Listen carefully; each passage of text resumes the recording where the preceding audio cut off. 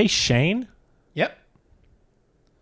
have you seen Kiss Kiss Bang Bang? Nope.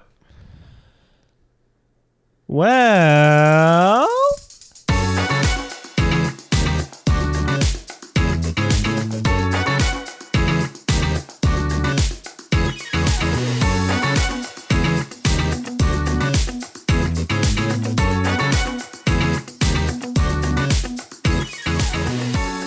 you have now. Yeah.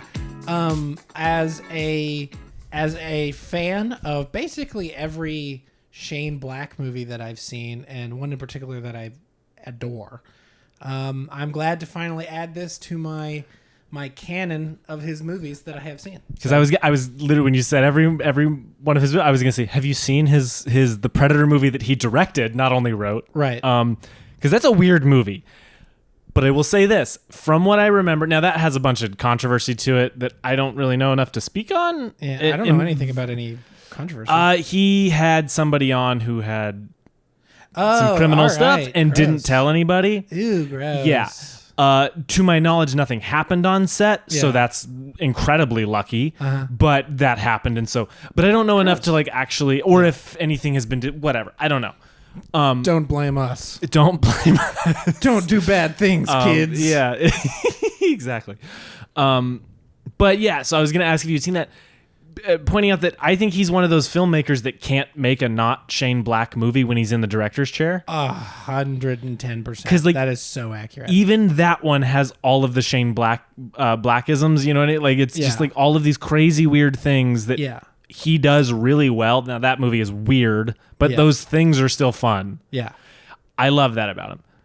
Yeah, no, he's definitely got a very distinct voice, a very distinct style. If you're watching a Shane Black movie, you're watching a Shane Black movie. Yeah. Which ones have you seen? I have seen.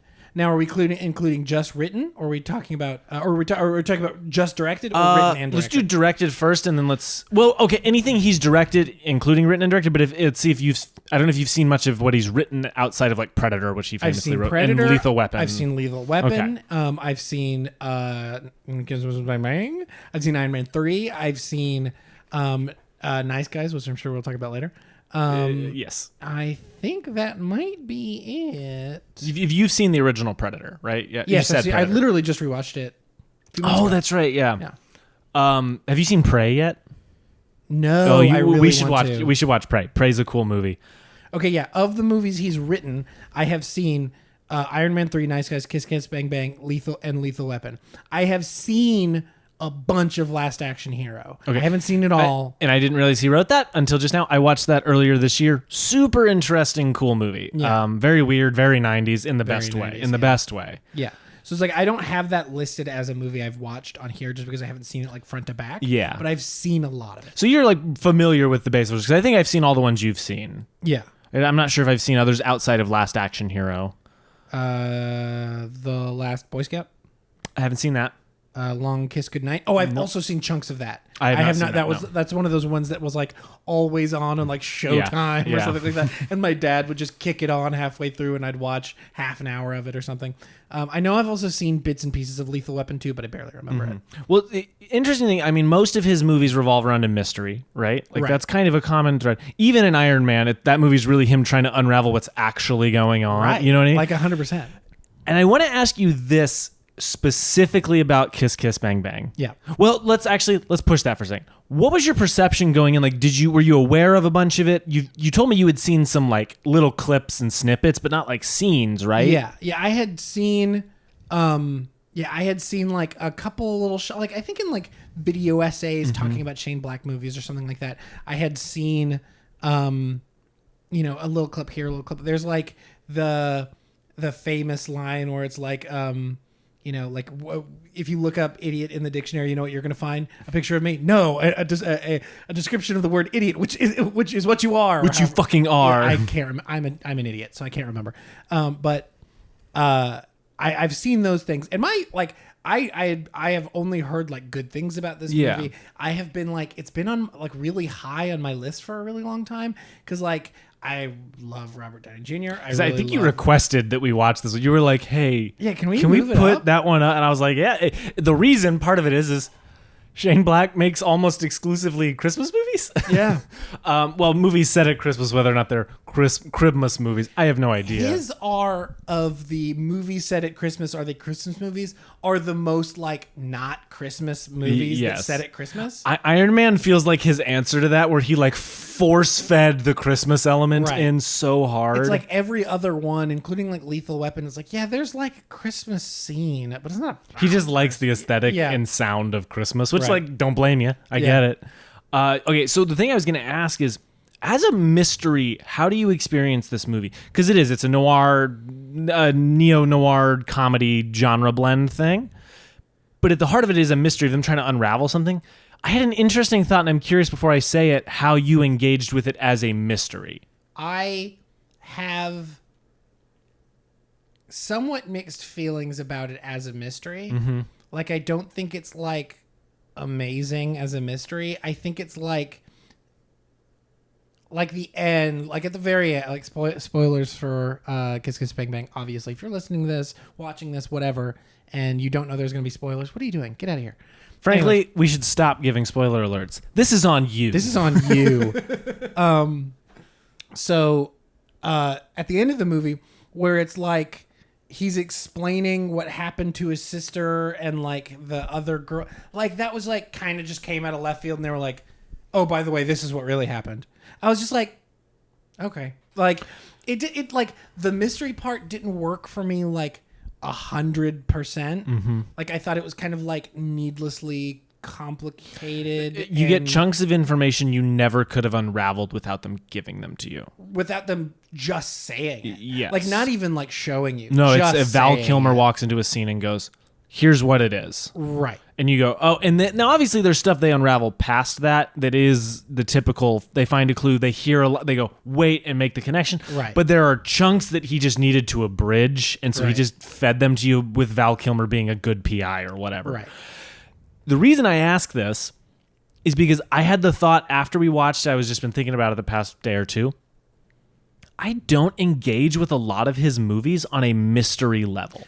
Oh, I engage with them as comedies, action movies, but mostly I'm just along for the ride. Yes. Like, I even think this to a lesser degree of The Nice Guys, which is a movie that I adore, and everyone who didn't go see it in the theater can get fucked, because you cost us a sequel.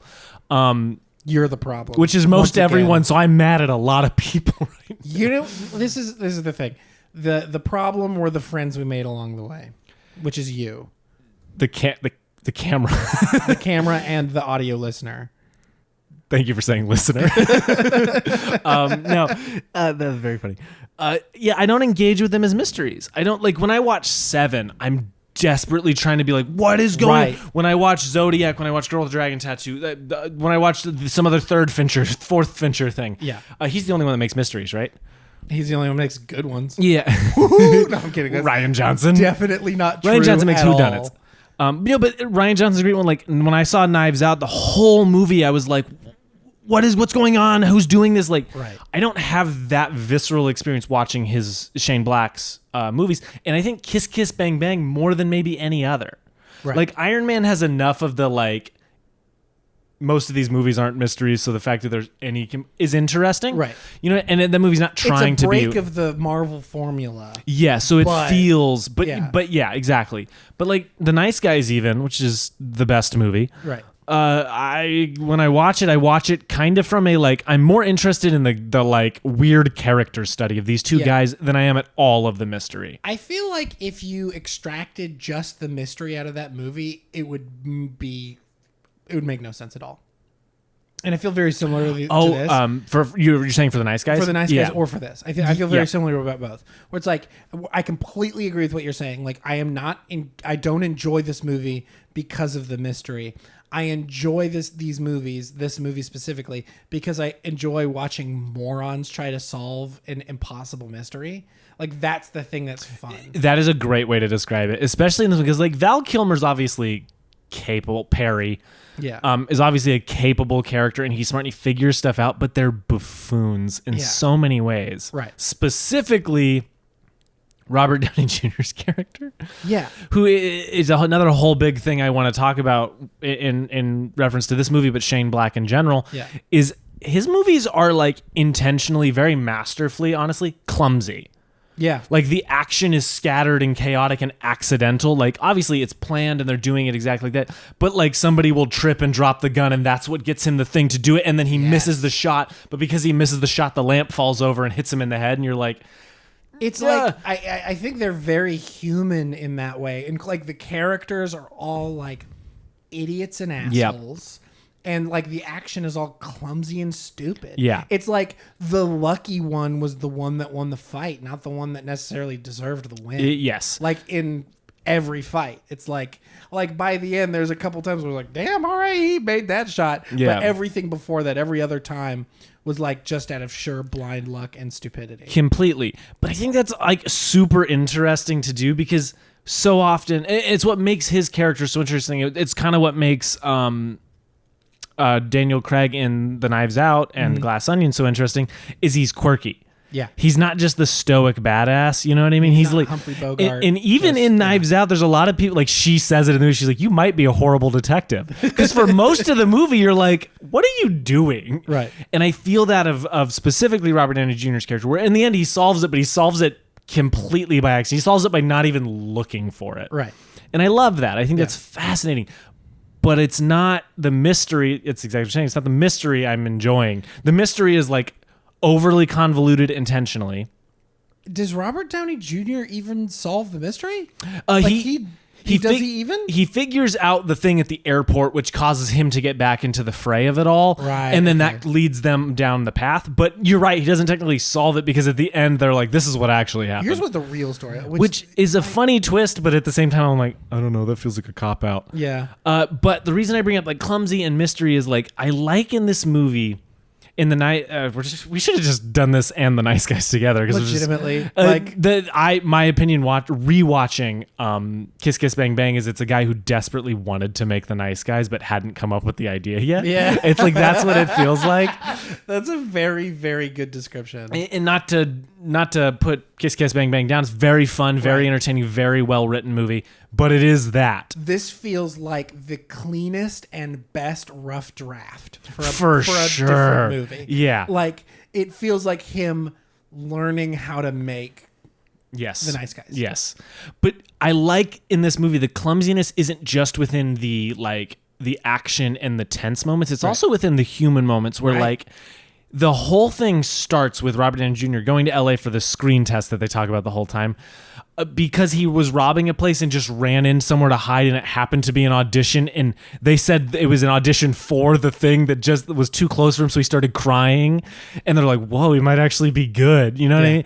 It's that type of thing that I think is fascinating about it, because most times your character's decisions are intentional. They know what the consequences are, and then that's subverted. But in this, he had no idea. He was just trying to get away from the police and happened to stumble upon the one thing that would take him into the mystery. Right. It's weird. He feels like an innocent bystander for most of it, who's just there. And I love that as a character design, because the other thing that he does really well is he takes archetypes and puts them in situations and then comments on them. That is Predator to a T. Yeah. Predator is taking that, and then there's a gear shift in it, which Patrick Willems kind of, I think, coined that term. Gear shift? The Gear Shift movie. Where he's talking about a movie that is one thing for a long time, and then at a certain point it is Parasite is a gear shift movie. Predator's a gear shift movie. There's this movie called Audition that's a gear shift movie. Interesting. Okay. Where it's one thing for a long time, and you're like, I know what this is. And I know then then there's something that so it takes it from a drama into a thriller, a action movie into a horror movie. Right.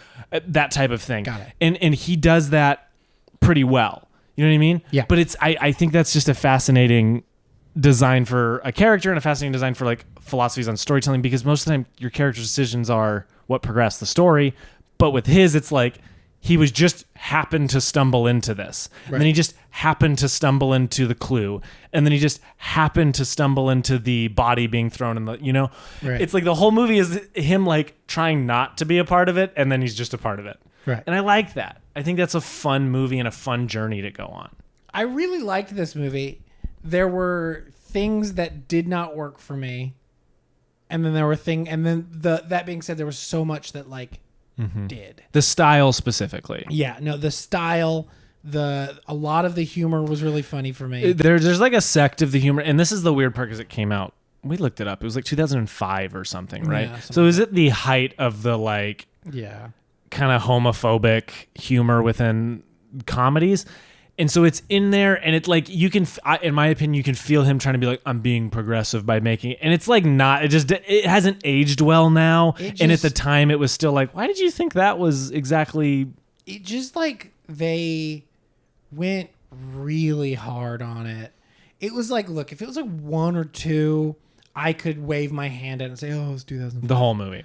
But it's the whole movie, man. And you know the funny part is a lot of the joke, like there's when he comes to tell Val Kilmer's character Perry comes to tell Robert Downey Jr. to get out of LA and like run. Right. And they're on that rooftop, and he tells him, he's like, the screen test was never real. And so he's like, you probably want to take a swing, and he punches him, and it's like, that's funny. That's the funny part. And then Perry's glasses fly off, and he's like, what? And then he calls him a sissy, right? He makes a gay joke. Yeah.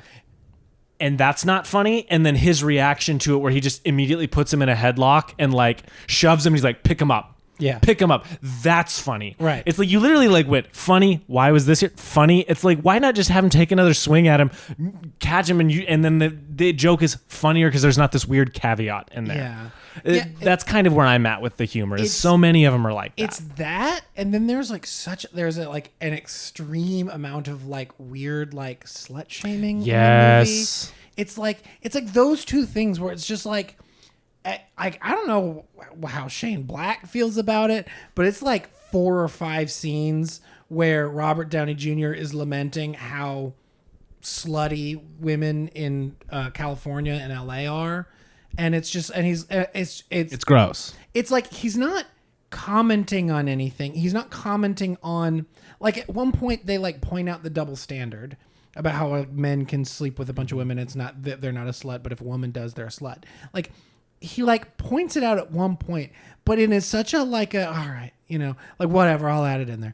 It's like it doesn't feel like he's commenting on it in any real way. He's just like threw that in there to appease anybody who would make that comment, and then everything else is just like how he actually feels or how he wants his character to feel, whatever. And the other thing I can't figure out with that specifically, because you're right, this is so much of the movie, and it's so much of the movie of him like feigning, like she's getting asleep at a party and a guy starts doing, and he tries to stop him. It's wait, so your character's gonna do that, but then he's gonna make all these weird jokes. Are you trying to make me not like your character, right? Or what exactly is the end game of this weird extended scene? Right, like it's like clearly he's the main character can be an asshole. I don't have a problem with the main character being an asshole, but it just does this like double, like this like it wants to have its cake and eat it too by like he's a good guy and he like protects her and like like literally like fights a dude to keep him from like doing something to her while she's asleep. But then at the same time is like, oh, you're in LA, you must be a slut. It's like it's weird. You are right. It's very weird. And the other thing is like they make him like flirt with this girl or this woman that he's like known. And then the twist is, oh, they knew each other, and it's like this also felt like a weird note. It's like why couldn't he have not seen who it was at the party, not noticed who it was at the party? But knew, like, saw enough, like, saw her through a window or something where it's like he couldn't recognize her, but did the whatever. And then it's just strange where it's like, you're kind of a piece of shit, right? Yeah. Like, that's where they also, one very heavy piece of this story is like sprinted past, but also at the end, they put so much focus on it. And it's what happened to her sister. Yeah. In the movie. It's like, why was this a part of it? He makes it towards the end a big part of like why the sister commits suicide, and like I don't get it. I don't understand why that's there. I can get why you use it as a story, but it's the way he handles it that I don't like in this movie, and that's what keeps this movie to me from being like great. You know I completely agree. It's like those like 3 things. Mm-hmm. It's like the weird over the abundance of gay jokes, the weird slut shaming, and then like the weird the stuff complete with the, like, mishandling of that, and because the last scene not the last scene of the movie, but the last scene that they comment on that. Yeah. I don't like it. Yeah. Because it's Val Kilmer. It's like, now this is serious. Okay. Yeah. I'm confused, but like just like hard down shifts. Yeah. And like he's going in and like torturing the guy. And you're like, okay. But then he just left and it ended up meaning nothing to me. It's a weird thing. Yeah. I'm not into, and you're right, it is literally those three things. Everything else in the movie, the rest of the humor, hilarious. Right. So funny. Right. But then it's always interrupted by a weird joke. Right. And that's the thing that's really disappointing about this movie. Like, at the same time, I really like this movie. Yeah. Like, there's so much about it that, like, Herculean jumps over all that kind of weird crap. That like I still like this movie overall. Yeah. That being said, like I can be open and honest about my issues with it. Now, can I say the one time the like gay humor makes sense from a story and character perspective? Yeah. And I'm curious how you feel. This may be me talking through a wrong idea, and please correct me if I'm wrong. But like, there's the scene when they're tied up, they've been caught in these electrocuting Robert Downey Jr. And he starts calling the guy gay and saying all this stuff. And then he shoots him with the little pistol that they set up earlier, which I don't like the scene of the setup. But like this scene, and he just looks at Robert Downey Jr. and goes like, oh, homophobes never check there. Yeah. And it's like, oh, that is an interesting, like he uses the fact that somebody has a prejudice against them. It's like, oh, that's fun. I like that idea. Like actually using it. It's like literally, I think he thought of that one thing and was like, I'm going to base an entire character off He's like, I got to set it up, so I might as well really... It's like, no, you could have just been like, Gay Perry. Yeah. Done. It's like, look, it's 2005. I could wrap my head around the idea of if they made a joke or two. Don't get me wrong. I'm not condoning it. But I could at least understand... But it was 2005. But it was just the fact that it's constant. It felt like a weird mandate by studios that had to be part of the humor. In 2005, and so it's weird because it goes away in The Nice Guys, right? Like there's not that I can remember or recall. I can't remember anything. And if it is, like it's one or two things, and that movie takes place in the 70s, so it's I cannot think of a single joke like that. I can't either. And so it's like even a line crossing joke. Like nothing like that. I can't think of a single thing off the top of my head. I haven't seen that movie in a couple months, but I can't think of it. So we've talked about that now. Line crossing jokes and the weird mishandling of a few things. Yeah. Being the only real negatives I have with the movie from a, like, it hasn't aged well, which is pretty miraculous for a movie that came out in 2005. Yeah. And I'll give it that. Yeah. You had another thought. What was the other thing you didn't like? Question. Okay. I have mixed feelings about it, and I'll be interested in how you feel about it. The narration framing device. What do you think? An interesting point. Okay. Narration's weird. Yeah. This one uses it to influence the style where he's like in flashbacks, he's literally telling extras to get out of the way to reveal the thing. Yeah. It's very funny. Yeah. I like and maybe it's how much Robert Downey Jr. hams it up where he's like being a terrible narrator here. You know, like all those weird moments where he's like, I like the like, let's go back. We got to go back. Oh, this is an important piece. But I wish that was just the first act and then one or two pieces in the middle and then they brought it home with that. It feels a little bit too hammed up in the wrong. I needed 15% less where it was, and I needed Robert Downey Jr. to play it 10% more earnestly. Yeah, I'm conflicted on it because like I think I kind of like the idea of, I don't know. I'm pretty mixed on it because like the whole meta bit where he's literally talking to the audience could be funny. It just isn't that funny. Can I ask you a question about that specifically? Yeah. Do you think that is us in 2022 going through that being every blockbuster at this point? Yeah, and in 2005 it wasn't quite as much like that? That very well could be true. That being said, I watched it in 2022. No, yeah. You know? Just curious if you think that influences your take on it, where it's like, I've seen this so much, but in 2005, it was kind of more... I mean, I'll put it this way. In preparation for this, I read a couple reviews just to see how like actual critics, like what they thought about it at the time. And I read an Roger Ebert review from 2005, and even he brought it up, where it was just like his problem for a lot of it was just like the constant jokes, and he described it as like rib elbowing, like, you get it, like And I can understand that. I think a lot of the humor works for me. Some of it, obviously, like we talked about, excluded. But like, I think, I don't know, the like framing. Well, the thing that frustrates me is I agree with you. It's like 15% less where it is. That being said, they completely forget about it for like 45 minutes. I feel like that is a common thread in these movies that do that. 100%. You know, like I even think The Nice Guys does it, where it kind of ditches the voiceover motif. That is completely true. But in The Nice Guys, I don't notice it because the voiceover motif works because it matches the aesthetic way more. The like 70s hard-boiled kind of. I completely agree. You know what it is? I just watched for the first time Double Indemnity. It is sitting above my head right there, listener. Yeah. I just watched that for the first. Don't forget the viewers. The viewers are important too. I'm so sorry for what I did. Screw audio listeners. We're here for video watchers only. But that movie, the movie's framed that way. You know the funny thing about the bit you just did? That was only for video viewers. I shook my head, audio listeners. I'm so sorry. I forgot about you. The Double Indemnity is framed with a guy like getting into his office and recording, recanting the whole story. It's a very common noir thing. Yeah. And so the voiceover like helps it feel like a noir, but again, way more in The Nice Guys, which is this feels like a rough draft for that movie. It's just like I kind of like the like I kind of like how they cap it off at the end. That worked for me, but it's just like the beginning and then like the pausing the frame and it kind of doing the like film skipping. Yes, it just it doesn't look great either when they do that.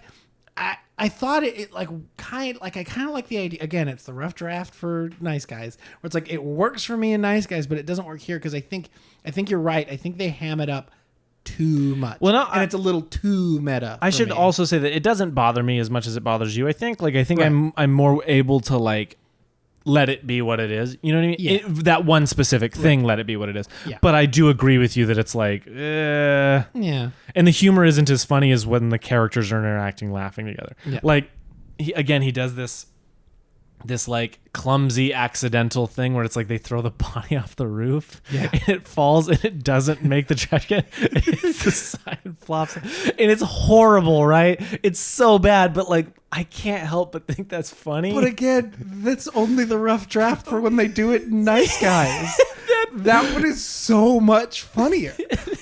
I remember when we saw that in a theater and you and I were dying. It was similar to when we saw Once Upon a Time in Hollywood in theaters, and he's when he's banging her head into stuff, and you and I were the only two laughing in the entire kind of full theater. Yeah, and it's like some stuff is just fucking funny. Sometimes it's just funny. And again, it's Val Kilmer, who I think is great in this movie. By the way, you know what I mean? I think he specifically sticks out for me as being really good because he feels very lived in, and he also just feels. It's like, it's the scene when he finds out that, or thinks she's dead, right? They call him and he thinks she's dead. And he's like, Val Kilmer's like comforting him for a second. He's like, okay. And he lifts his head, trying to get him so he can drive away. Yeah. It's just like those little things he does. And he does it in like Tombstone and he does it in Top Gun. And it's just Val Kilmer being this great, like lived in actor who will do, I love Val Kilmer, by the way. Who will do those things, and I just love that about it. And so in this one, it's a lot like Ryan Gosling in The Nice Guys. Literally, like, yeah, dude. Again, just a rough. I like everybody in this movie. I think everybody does a great job. I miss Robert Downey Jr. Mm-hmm. Like, I really, really love him as Iron Man, but it's just like I haven't seen him do anything other than Iron Man for so long that has been like worth much. And I didn't see his follow up to the Iron Man era, Doolittle. I didn't see that. Yeah, it's like I miss this era because it's like this is pre Iron Man, but post his the beginning of his comeback essentially. Yeah, it's like Sherlock and this and Iron Man. Oh, Sherlock rules, dude. I really like all those. Like I miss that Robert Downey Jr. It's like, look, I think it's still there. It's just because he was the highest paid actor in the world for a few years. It's like I don't think you're going to see him in another movie like this. That being said, The Rock did Black Adam, and it felt like a different performance for him. You know what I mean? Whether or not that movie's great or even the same thing, but like you go back and see The Rock in the olden days of like the Fast and Furious, and then you saw this whole era,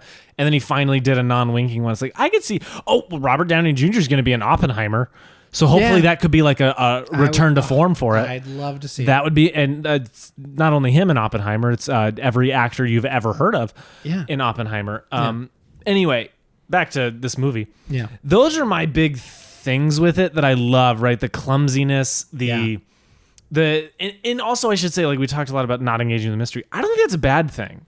I don't think so either. I think for this, like normally any other time I would be like, if your mystery doesn't work and it's a mystery movie, you failed. Right. But not in this case where it's like I'm, again, way more interested in the weird bad guy trying and failing to do anything right. It's about him being an idiot. It's about him like clumsily like fumbling his way through this. Oh, the one voiceover joke that fully I will go to the mat on this works is when he's talking about, oh, and Perry's alive. I hate that. They take it away. We have this big emotional moment. Why don't we just go ahead and bring everybody back? And he brings in like them, and then Abraham Lincoln walks in. Okay, that super worked it's such a great, it's stupid joke. Yeah. But it not worth everything else. Anyway, sorry. I just remembered that where I was like, I love that bit. Yeah. So one thing that I was like not expecting at all to happen during this movie was for Robert Downey Jr. to have his finger cut off multiple times. You jumped. I think you jumped, and then when they showed it, you went, Jesus Christ. Okay, that was one of the scenes that I have seen is her slamming the door and then her opening and say, did I just cut your fingers off? And then it cuts there. I had seen just that. I had not seen the fact that it actually cut his finger off. And then when the dog ate it. And then when the dog freaking ate it. I could not believe that actually happened in this freaking movie. It feels out of place, but in a way that also doesn't feel out of, you know what I'm saying? Yeah. Like it feels wrong, but while watching it, you're like, yeah, that's what should happen right here. Yeah. It's absolutely insane. Well, can I tell you the other thing about Robert Downey Jr. that I love in this movie is there are scenes where he is so committed when he shoots someone for the, you know what I mean? Yeah. And he freaks out. But then the other time when that guy in the house kills that woman and he gets up and just loses it and just shoots and it's like his performance is so good in these moments, and then his comedic moments also are brilliant because he's Robert Downey Jr. He's super funny, but it's I just am always really impressed by his ability to like shift those, and I love it. I think it's so good. Yeah, I mean he kind of seamlessly goes from like one to the other in a way that I think is really cool. And I think the writing definitely helps that. Oh, for sure. But it's also it's one of those things of like another thing I appreciate a lot about most of Shane Black's work is he knows how to weave those things. He's kind of like the like harsher Taika Waititi. Where, you know what I mean? He that is the craziest comparison, but I know exactly what you know what I'm saying. Like Taika does those. Jojo Rabbit being the perfect example. Where it's like the funniest movie you've ever seen, and then my butt cheeks are clenched, and I'm terrified, and I'm crying, and then back to being hilarious. Yeah, he is that in a much more abrasive and violent. Yeah, in a much more abrasive and violent version of that. Yeah, no, I think he's like very good at kind of melding the comedy and the drama in a way that the comedy is really, really funny most of the time, some exclusions. Again, the things we talked about being the main exclusions. Yeah. And then, but also, like having those heavy moments. And like there was a lot of the action scenes I thought were like super cool. Like we talked about kind of earlier in the episode, the how clumsy they are. I love it. It feels, this world that he's created feels very lived in and very real, while also incredibly stylized. Like, he's good at kind of that duality, where it's like incredibly stylized, but it is also very real in a lot of ways. Well, speaking of action, there's like this philosophy within a lot of stunt guys where they try to take a fight scene, and a lot of times what they'll do and what sets great fight scenes apart from fight scenes or action sequences apart from like fine ones, if the craft is the same, if it's like a John Wick fight but it's just a straight up fight and it's shot incredibly well, what they always do is they go, okay, here's the fight, what is something no one's ever seen before, and then they do it. You know what I mean? John Wick has like the pencil, John Wick has the gun fu where it elevates it, but every John Wick movie they add dogs, there's always some the fight in the third one where it's like fighting through levels and he keeps falling. Yeah. And it's the scene when he takes off his belt and like they pause and go, we're never going to get to fight John Wick again. And they help him up. It's those moments that set him apart. Yeah. And the last scene specifically has that. Yeah. In such a cool way where when he like catches the hand and shoots the guy. But when he falls on the car and shoots one of them and then rolls, sticks the gun in and just shoots. Like, I've never seen that in a movie. Yeah. I've seen somebody like on the top shooting through the roof. I've seen somebody like reach in and shoot, but it's how he just rolled and stuck his hand in and bang, bang, bang. And you're like, oh, that was really cool. And the whole movie is littered with like little bits of action, even in non-action sequences that I love. How he got shot in the arm. You know what I mean? Yeah. Like how the bullet went through Perry, hit him, went through the book, and still he got shot. Yeah. It's those little things that are just littered throughout the movie that make it for me. Yeah. That make it one that I think about a fair bit. Yeah. No, like I said, like I'm like a little conflicted on this movie as a whole because of some of the issues that we talked about. That being said, I still really liked it. Like there's still a lot to like about this movie. Like you talked about, like the action being like interesting and like cool and like actually doing things you haven't seen, like, you know, whether it's like how it's blocked or shot or whatever, like doing something you haven't quite seen before. It's Fury Road when he gets shot with the bolt and it goes through his hand and into his head and then he's stuck like that. It's like, it's those little things where they're clumsy and they could be construed as maybe comical, but they're not. They're played well and cool, and Shane Black's so good at that. I think there is comedy there, you know, like in the best, most positive way possible. Yeah, like I think there is comedy in that, in those moments of like the surprise. Russian roulette scene. Yeah, that one was a great one. Well, that or it's like, you know, the pros like somebody to walk, you know, give 5 or 6 feet of space so nobody can, and he takes the gun. It's like, I've never seen that. That's really cool. And then the other part that caps it is Robert Downey Jr. has a gun too and he pulls it on him and it's like, oh, they're working together. And it like never signals that that's what that scene means, but we know we're like, they're working together. Yeah. Well, they're working together. Yeah. It's awesome. I love it. Shane Black is so good with the pair, like the duo characters. Yeah. And then just all of that stuff of like interesting beats throughout of stuff I've never seen before. I mean, he's been doing the buddy cop for 30 he is years. The buddy cop guy. You know what I mean? I also love, there's the famous Shane, this is just Shane Black thing that I like. And I haven't really read any of his scripts, but famously, the way he described the villain's house in Lethal Weapon is, I believe the quote is in the script that he gave to a studio and actors read. It says, when he's describing the mansion the villain is, he's like, it's the kind of house I'd want if I was a successful screenwriter. And he like points the back to himself, you know what I mean? Right. Or if this movie does, the house I'll buy if this movie does well. Yeah. You know what I mean? And then immediately you're like, yeah, I got it. Okay, cool. I got it. I pictured already. He's interesting like that. And he's so also funny. In Predator. He's also in Predator. Yeah, he's like, I like when I pulled up his like history, the first thing it pulled up was his acting career. His acting career is far larger than the rest of his Which career. is funny because I can't think of a movie outside of Predator that I've like seen him as a character, you know what I mean? It's interesting. I'm sure he was just like a small character actor in the 80s. I don't know, man. Like Kiss Kiss Bang Bang, I believe, because I showed someone The Nice Guys. Yeah. But they had already seen Kiss Kiss Bang Bang. Interesting. And he likes Kiss Kiss Bang Bang more. That is a wild opinion. It's a wild opinion, but I wonder if the movie is one of those, like, if you've seen Kiss Kiss Bang Bang a couple of times, because I had seen The Nice Guys a couple of times by the point I saw that. I wonder if you flip that, if you've seen Kiss Kiss Bang Bang a couple of times, and then you watch The Nice Guys, if that experience of it like flips where you're like, The Nice Guys feels like what he did before, you know what I mean? Right. I wonder if that's how it is for If it feels people. like a retread. Yeah. Which I don't understand, because to me, The Nice Guys is just like, again, Kiss Kiss Bang Bang feels like a... The average review for Kiss Kiss Bang Bang is 3.7 on Letterboxd, and for The Nice Guys it's 3.8, which feels low. Yeah, The Nice Guys should be a 4. That being said, they're incredibly close. Yeah. Incredibly close. And it's because they feel like movies we don't get very often.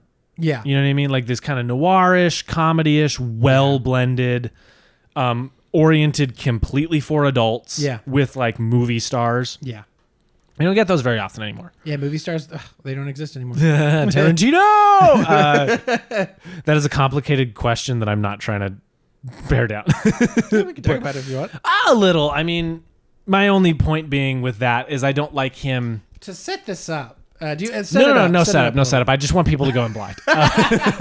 You should have done your own research. You should know what we're talking about. If you're watching this, you should know about movie stuff. Quentin Tarantino recently came out hard on like why he doesn't love Marvel, and it's because Marvel's kind of killed the movie star as he remembers it. Yeah. And as it was. It's different now, but not to the degree he says this. His point is he's like, you don't go to a Chris Evans movie to see Chris Evans, you go to a Chris Evans movie to see the guy that plays Captain America. He's like, the character is now the star, not the guy playing it. And there's that's twofold. It's interesting from the perspective of filmmakers get big actors in movies to help get the movie made. Right. And if that's the point he's making, is it's harder to get movies made when you have actors like that. Like that's becoming less and less of a possibility. Yeah. But I'm also going to say you can't tell me Robert Downey Jr. is not a movie star. You can't tell me Ryan Gosling's not a movie star. Chris Evans, like literally his example of like, or Chris Evans is a movie star. Chris Evans is a movie star. No, he said Chris Evans. That was his example. That's the funny thing. Chris Evans is a movie star. Chris Evans. Well, and my other point is, why are you saying the movie star is dead? Ryan Gosling has never been in one of these movies. Val Kilmer's never been in one of these movies. Tom Cruise has never been in one. There's so many actors who've never done a superhero movie. Yeah. Are they not movie stars by proxy? Am I going to see a Ryan Gosling movie because that's the dude from Lars and the Real Girl? That's my guy. I love Lars. No, like I'm going because Ryan Gosling is the best. Yeah, you know, it's Florence Pugh's been in a Marvel movie. Is she not a movie star? Yeah. Michael B. Jordan has been in several comic book movies. Is he not a movie star? Right. It's my point with that is it's like I don't agree, but I agree in a way of what he's saying of like, I understand it's become harder for actors to bring the budgets to your movies and get them made, but that's more of an audience problem than it is a movie star problem. Like Martin Scorsese, while I disagree with a lot of what he says, articulates himself very well where he's like, this is just a different thing than what I view cinema as. Yeah. He's coming after people in a weird way that I don't understand. Yeah, he was like weirdly talking shit about these actors. It's like not directly, but like kind of weirdly backhandedly talking about these actors, which I just think is like not cool, not fun. I don't like it. Yeah, it's very strange to me. Anyway, that's a weird tangent that we went off on, but I think just as a piece of like current film news, that's one that's been discussed to death. I mean, Anthony Mackie's on his side. Anthony Mackie's like, I'm not a movie star, the Falcon is, and I'm like, maybe you're just not a movie star, Anthony Mackie. Like, not every actor who's in a big budget movie is, you know what I mean? Like even back in the day. No, I don't think Jeremy Renner is a movie star. I think he had a real big run there for a while, and then that's that. But I do think Tom Cruise is. I do think Brad Pitt. I think a lot of these actors are movie stars, but not all of them. Chris Hemsworth, movie star. Yeah, you know what I mean. Scarlett Johansson, movie star. Yeah, it's just a weird way he phrased it in his Quentin Tarantino way. He came at it harsh and he came at it like there was no other perspective. And that's the part that I'm like, nah. Quentin Tarantino is opinionated? I hate to break it to you. Anyway, that's over. But The Nice Guys. Nice Guys is the movie that everyone should watch. No, Kiss Kiss Bang Bang rules. It's a cool movie, a cool imperfect movie, but one that I think we don't get very often anymore. Very true. And The Nice Guys is the thing that proves that. Yeah. It's the exception that proves the rule. It's the one that came out and bombed, even though it should have been a box office smash.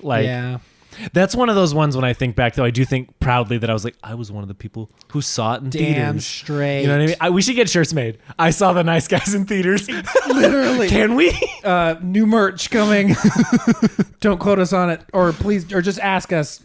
Yeah. Bug us about it if I'm you want legitimately going to get a shirt made for myself. Literally. if nothing else. This guy, with the finger pointing up, has seen nice. This guy saw The Nice Guys in theaters. Oh, I love that. Do you know if you still have the ticket stub?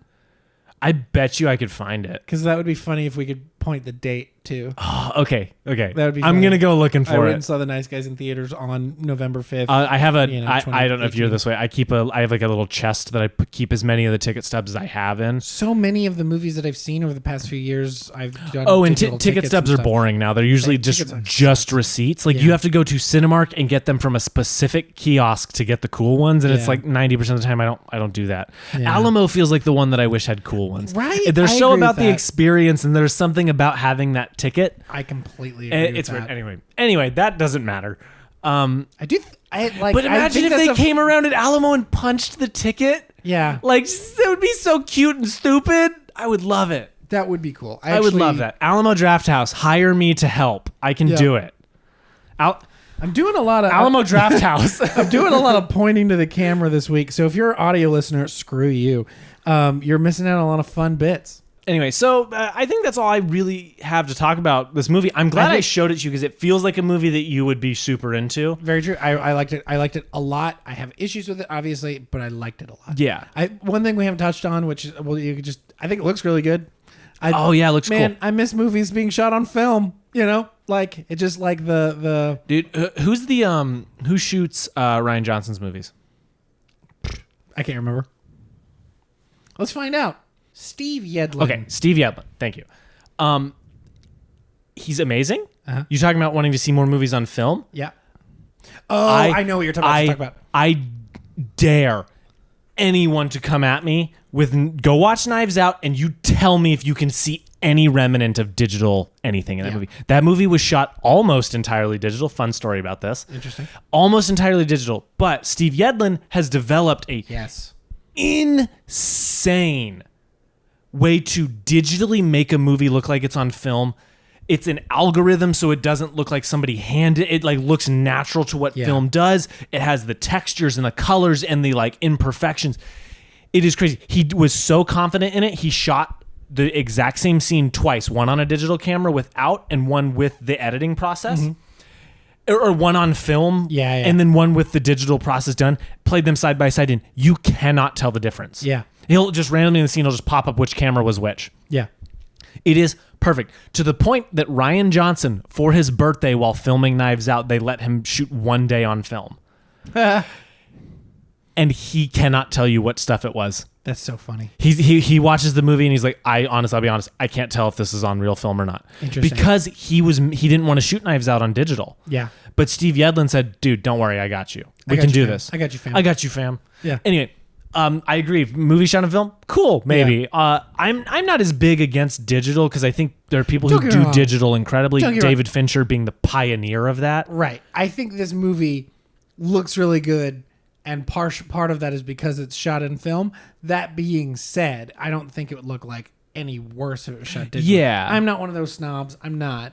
I'm just saying, like, looks good. Yeah, dude. Shot on film. No, I'm all in. But no, I agree with you. This movie looks cool. Yeah. Looks cool. It's got, other than the few of the, like, frame things. That's like editing digital stuff. Like, everything that's just, like, in-camera stuff looks great. So, yeah. That's Kiss Kiss Bang Bang. What'd you learn? I feel like I learned quite a bit from this movie. There's a lot to be said about arcs. Yeah. Within it, and specifically giving an arc to a character that's kind of a bad person or a character that's an idiot. Yeah. Perry doesn't exactly have an arc. No. You know what I mean? So. Like I think he changes from the beginning to the end, but it's not like there's not like a thematic reason. It's just he's a guy who now has a partner, and a guy who's really working for him more than a partner. Robert Downey Jr. definitely goes on an arc where he like gets his shit together and like and realizes he's a bad dude and just wants to do the right thing once. Like he definitely is, and again, it's an archetypal arc. Yeah. I think there's a lot to be learned there because fun story. We're going to talk about this. I went to film school. Did you know? What? Yeah. I was in a writing class one semester and I had a professor that almost made me drop out. If you're watching, you're a fine dude, but you almost made me drop out. You know who you are. And I was writing a script that I thought was really good. Yeah. And I think you really enjoyed it. I really liked it. But I wanted, in my typical way, had to rebel against a few things. Yeah. And so my rebellion, in a very Shane Blackian way, was to make a character about write a character who is a bad person and write a character and not redeem them, I should say. Yeah. They don't get redemption. And have a character who doesn't change from the beginning to the end. Now, there's a rule to this. Because he told me the flat arc character does not exist. He said there are only positive change arcs and negative change arcs, which is categorically false. James Bond, flat arc character. One of the most famous characters, it's specifically spy movies and mysteries more whodunits, but mysteries also that typically have flat arc characters because the movie is about other things. But the rule to a flat arc character is perfectly surmised in one of your favorite movies, two of your favorite movies, Paddington and Paddington 2. Yeah. Paddington. Thank you. We haven't, you know what? We have not talked enough about Paddington and Paddington 2 on this show. And so thank you. Yes. Thank you for bringing this up. Only positive talk for Paddington. You need a good Twitter page to follow. Follow the page I Photoshop Paddington into a movie or TV show every day until I forget. So it good. makes my day all the time. So good. But that idea of a character, Paddington does not change in his movies, but he changes the world around him. And that can be a positive change arc or a negative change arc because of someone who stays stagnant. So my movie, I wanted to make a story about a guy who was stuck in place and ruined other people's lives because of it. Right. So I wrote that, and he ripped it apart, made this incredibly difficult for me. Yeah. And it's movies like this and movies like The Nice Guys that, yes, have arcs and have change, but feel kind of secondary. Yeah. That I really love. But there's still something that changes within characters. Yeah. There's still like a piece or a small or even just like what they're willing to do where, yes, that constitutes an arc, but what I like is when a character won't change and what that does to someone else. Right. And them realize. I always say flat art characters can realize things. Yeah. Robert Downey Jr. is still kind of maybe a bad person at the end of this movie. Yeah. He's definitely trying, but really when we get to the end of the movie, we get to him trying to be a better person, which has kind of been the whole movie. Yeah. It's like when he gets out there, he's like, I'm trying to get my shit together and do this. That's kind of all of it. Yeah. You know what I mean? Like, and at the end, he's still just kind of trying to do that. I like that. I like when a character realizes something and begins the change at the end of the movie. And there's a lot of people who will be like, well, that's an arc. And I'm like, it isn't. It depends how you play it. Yeah. And I think Shane Black movies help prove that like your arc is there, but it isn't always the make or break thing. You know, like I like that. I think that's interesting and cool and challenging. It makes me as an audience member have to think about it. And Perry's a great example of that, of a character who doesn't really, at the beginning of the movie, he's a PI who does this and is friendly and amicable with people. And at the end, he's the same thing, except now he has a guy. But does that mean he changed as a person? Does Maximus change as a person in Gladiator? Yeah. It's that thing. And I love movies that do that. And I think Shane Black movies really point to that. I think like one of my favorite examples when we have this discussion is like, look at a movie like There Will Be Blood. The point of the movie is that he's a bad person at the beginning and he's a bad person at the end. He is the exact same person at the beginning when you see him down there at the bottom of that mine versus where you see him in the bottom of that awful mansion. He is at the base of it, just like he was at the base of that mine. Like he is the same awful, like greedy piece of crap that he was from beginning to end. It's like maybe there's shifts. That being said, ebbs and flows. Like that being, but he's not different from the beginning to end. He's the same person. Mm-hmm. He has not changed. He is just as evil. And that's the tragedy. And it's like the fact that like the things that they went through, the things that they saw, and a normal person would have changed, or an empathetic, a compassionate, whatever person would have changed, but this person can't. Yeah. And this is a weird tangent for us to get on because it's not exactly Keen's 100%. But the idea, and the reason I just think about it is the idea of character arcs is loose in what it means. You know what I mean? There are certain screenwriters who kind of don't like the term character arc because they're like, people don't change that quickly in life. That's not how it works. So this movie feels closer to what I like to see in a character who doesn't fully just go through this massive journey of change. It's a character who realizes he's a bad guy and just wants to be better. But that's also where we leave him. Yeah. You know what I mean? I like that. It feels so much more challenging and interesting to me than anything like look, I love a positive change arc or a negative change arc. The Godfather is one of the greatest stories ever told, and it's a negative change arc, watching the corruption of a man. Yeah. And it's incredibly complicated. But I think when we think of terms of character arcs, we too often go, he has to start here and he has to end there. And that destroys the ability to let the story go where it wants. Right. I like stories where people have choices taken away from them. Right. You know what I mean? I think that's something that his movies also kind of speak to me about. Yeah. You know, Predator is a guy who got hunted. His one choice, his only choice was to fight or die. He couldn't just go home. Yeah. You know, Robert Downey Jr. had to make a choice, but before that choice presented itself, he was kicked out. He was like, go. You need to leave LA. And because he happened to get a thing, he comes back. Yeah. I like that. I like taking loose approaches to character arcs. They feel more natural. They feel more human, even in a movie that's this weird and zany. I agree. Anyway, that's my long tangent. A lesson for you, anything that comes to mind? I hadn't even begun. I was so wrapped up in yours. My tangent there. I just think like,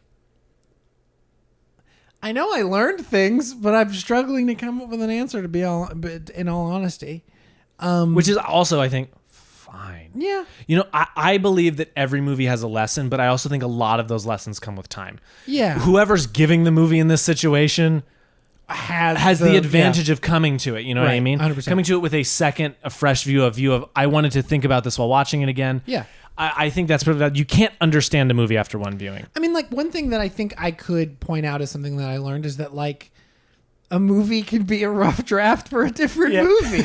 Like, in a good, positive way. Not to say that this movie is rough, and it has some rough edges. Yeah.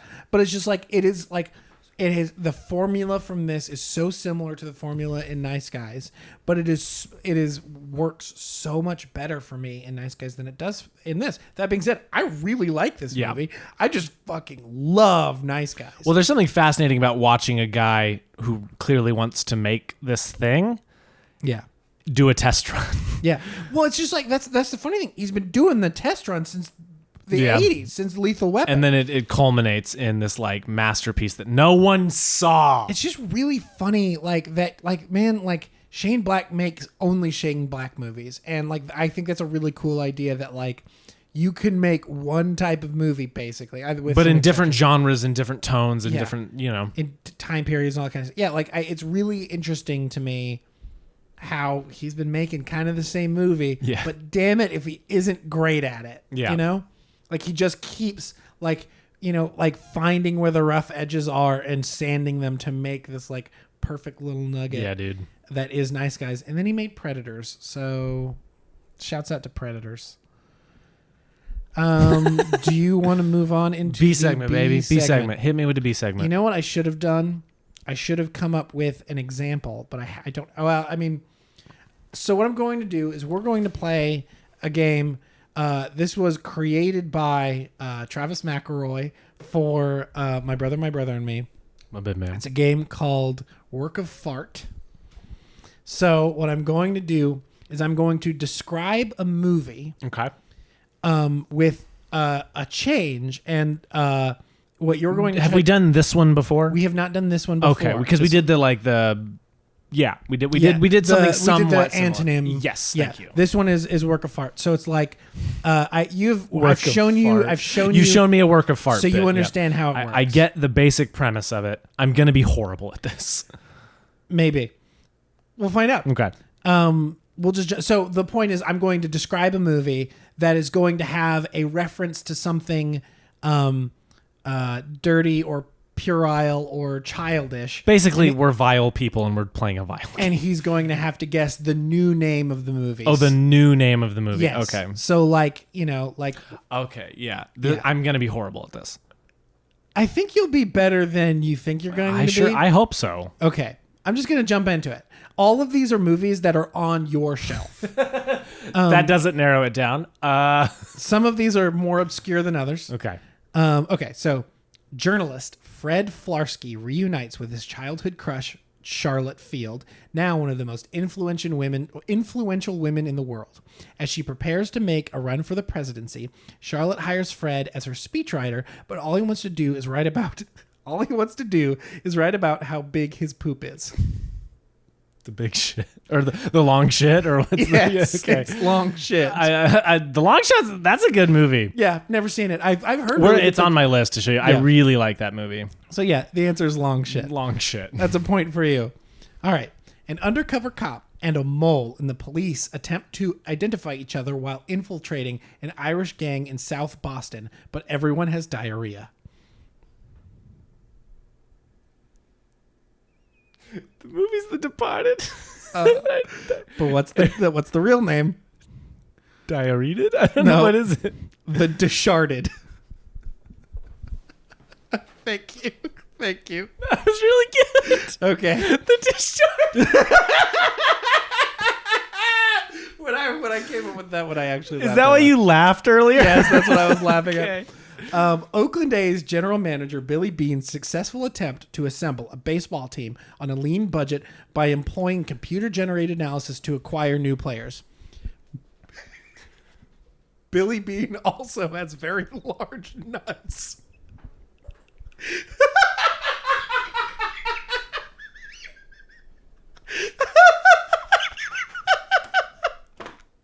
All right, what's your guess?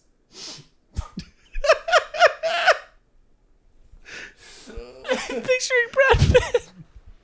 What's the name of the movie, damn it? You have to guess. Big Balls? No. Moneyballs. Moneyballs. Okay, first thing, there's a backstory to this.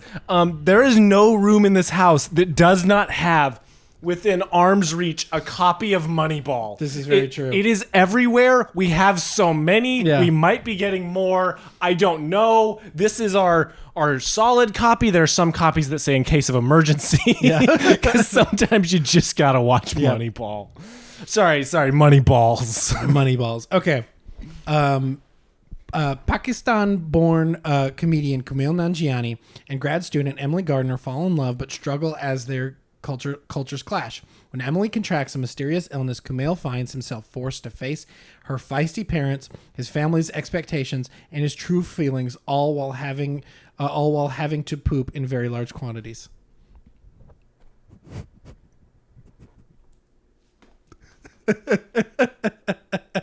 The big shit. Yeah. All right. This is the last one. Big shit. And maybe the worst one.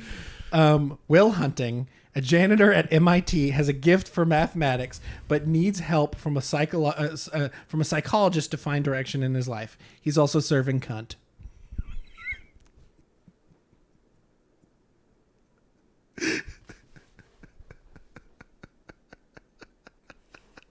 Is it Goodwill Pussy? No, what is it? Goodwill Cunty. God damn it. All right. So, Gross. I hate you for saying it. I hate you for making me think it. So you're welcome. Thank you, Travis McElroy. That is the grossest word. He also has. Billy Bean also has big nuts. Oh, God. Everybody should watch Moneyball for real, though. Watch Moneyball, man. It's the best. Those things are huge, dude. That one actually, how he are they change. that big? Moneyballs, baby. Moneyballs, baby. Okay, so recommendation. I think we have one recommendation. Look, could we recommend a bunch? We joked about Moneyball. We joked about all these movies. Watch The Nice Guys. Just go watch The Nice Guys. Like, look, it has had a pretty big second life on HBO and stuff. Yeah. Keep that up, because if enough people see it, maybe Shane Black can come back and do his next one. Yeah. And that's all I want from life. I want Shane Black every 3 to 5 years to make another one of these movies and to just keep doing that until he dies or Ryan Gosling's knees can't carry it Or just anymore. make Nice Guys 2. But that's what I'm saying is this. It's the perfect thing to just make a bunch of stories. It's like Knives Out. You know what I mean? They just do another adventure, then do another one. 100%. That being said, I love Russell Crowe and Ryan Gosling so much in these movies. In this movie, I want to see them do it again. That's what I'm saying is do it again. Run it back. Play it. Yes. Just run it back. You could make the same movie, but have them switch parts, and I would still love it. Oh my God. Wouldn't that be please. awesome? I would love it. Anyway, yeah, that's it. That's been our conversation on Kiss Kiss Bang Bang and many other. This is the most scattered one. Yeah, I think so. I think that's very true. Next week. So this week we talked about a movie that takes place during Christmas. Yes. And next week we're going to be talking about my favorite Christmas movie ever. A movie that's actually about Christmas. Miracle on 34th Street. So if you want to be prepared for next week, give that a watch. Watch it again. Have the time of your life.